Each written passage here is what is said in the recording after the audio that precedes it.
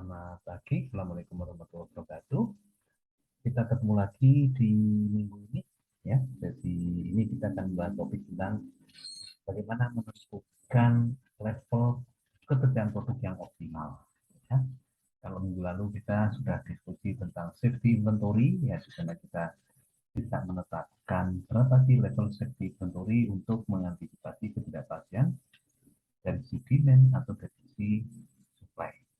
Ya, prediksi supply bisa berupa kedapatan dari lead time, ya. Nah, di sini nanti kita akan mengukur bagaimana tingkat ketersediaan produk yang optimal, ya.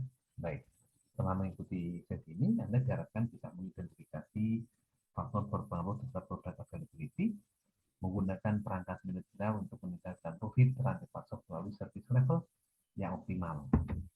Kemudian memahami kondisi di mana penundaan bernilai dalam rantai pasok dan mengalokasikan kapasitas supply yang terbatas untuk memaksimalkan profit. Ya, ini Anda bisa pelajari lebih lanjut di bukunya Supra bab 13. Ya, jadi di sini nanti kita akan belajar tentang bagaimana kita harus menyediakan produk, ya, ketersediaan produk-produk availability. Nanti kita ukur ketersediaan level ketersediaan produk itu indikatornya apa, ya. Oke. Nah, pintas, ya, secara konseptual,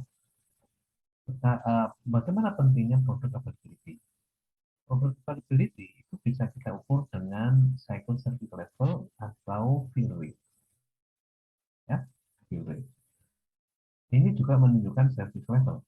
Semakin tinggi produk availability, semakin tinggi service level, ya. Semakin tinggi diukur dengan cycle service level atau fill rate, itu semakin tinggi produk availability.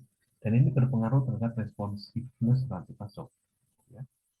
Semakin tinggi produk availability, semakin responsif kita menghadapi fluktuasi atau perubahan-perubahan permintaan pelanggan. Namun demikian, produk availability itu memiliki trade-off dengan efisiensi. Kita ingin menjamin service level yang tinggi, maka kita harus menyediakan produk availability yang tinggi. Tapi dampaknya apa? Dampaknya biayanya juga tinggi. Nah, ini trade-off, ya. Ini juga berkaitan dengan isu tujuan dan strategi profit dan juga daya saing. Nah, ini lintas konsepsi produk availability, ya. Betapa pentingnya produk availability dalam tubuh, ya. Ini faktor yang menentukan level produk optimal, ya, optimal, produk availability yang optimal itu adalah kemusiman dengan order tunggal atau bisa berupa sekali order memanfaatkan diskon. Ya, ini kalau sudah memanfaatkan diskon, yang diharapkan sih memang bisa menaikkan demand, ya. Item disimpan secara kontinu, jadi yang juga menentukan level optimal produk availability. Demand selama stock out ditunda, ya. Jadi mungkin suatu ketika kita tidak bisa memenuhi demand karena persediaan tidak cukup, ya, berarti kita mengalami stock out. Nah, kalau misalnya customer masih bisa, itu udah pengirimannya disebut sebagai backlog. Atau demand hilang karena stock out, ya. Customer nggak sabar untuk menunggu kemampuan kita, maka dia akan beralih ke kompetitor. Nah, apapun, ya, produk availability itu nanti berdampak pada biaya overstock. Kalau kita menyimpan kerjaan terlalu tinggi, tidak terserap, berarti ada biaya simpan berupa overstock. Tapi sebaliknya, kalau kita menyediakan hanya level tertentu, tetapi demand-nya tinggi, itu terjadi cost of understock. Nah, di sini kita berusaha manage bagaimana menghilangkan gap antara produk availability, ya, kemampuan untuk memenuhi pelanggan dengan pengorbanan efisiensi, ya. Nah, ini ada contoh. Perusahaan kita menjual jaket dan parka, ya, dan kita akan merumuskan kebijakan order untuk parka wanita. Kalau harga parka kita beli 45 per unit, kita akan jual 100 unit, sehingga kita mempunyai profit margin 55, yaitu 100 harga jual minus harga beli.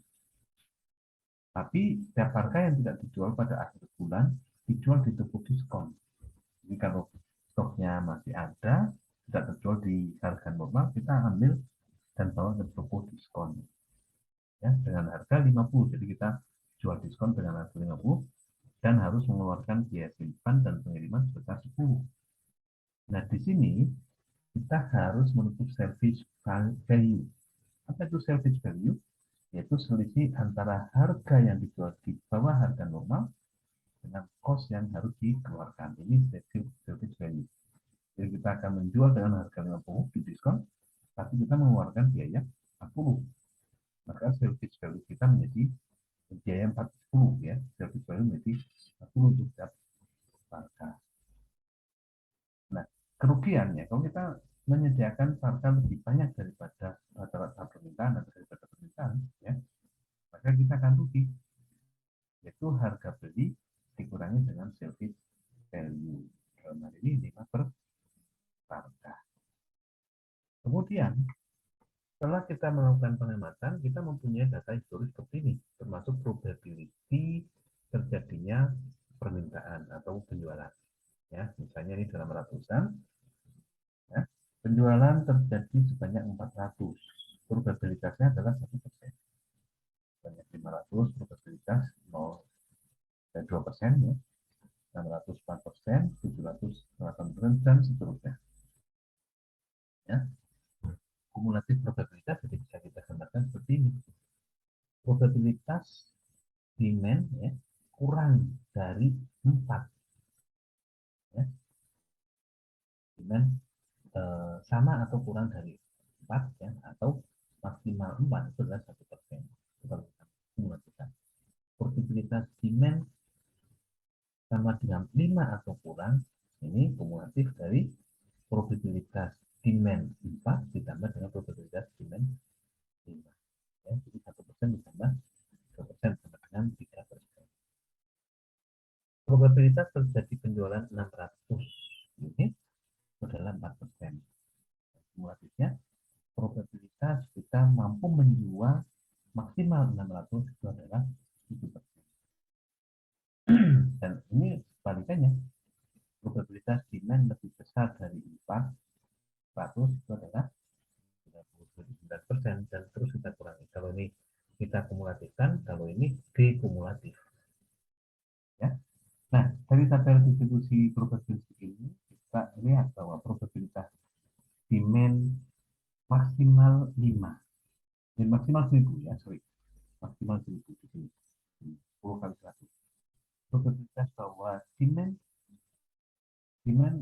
lepas maksimal 1000 adalah 54. Dari mana? Ini bisa jalan. 1000 ada di sini. Ya. Ini tabel probabilitas kumulatifnya. 51. Nah, di sini maka kita bisa menyimpulkan bagaimana jika ordernya 1000 pada supplier. Ya, jadi dengan kita order sebanyak 1000 parka kepada supplier, maka kita bisa menjamin kemampuan untuk memenuhi parka penjualannya dari inventory kita punya itu adalah 51%. Itu jumlah kumulatif dari probabilitas demand maksimal 1000. Ya, 51%. Dan expected demand itu adalah 1026. Expected demand dalam hal ini itu adalah demand delivery kali probabilitas terjadinya demand. Nah, permasalahannya adalah berapa order size atau profit maximum. Ini yang akan kita pecahkan. Ya. Kita akan praktekkan dengan Excel dan nanti akan saya cek bagaimana Anda praktek untuk menyelesaikan ini, ya, termasuk kepiawaian Anda untuk menggunakan Excel. Ya. Setelah itu pertemuan kali ini kita akan melanjutkan ke praktek yang teknis. Ya. Terima kasih. Assalamualaikum warahmatullahi wabarakatuh.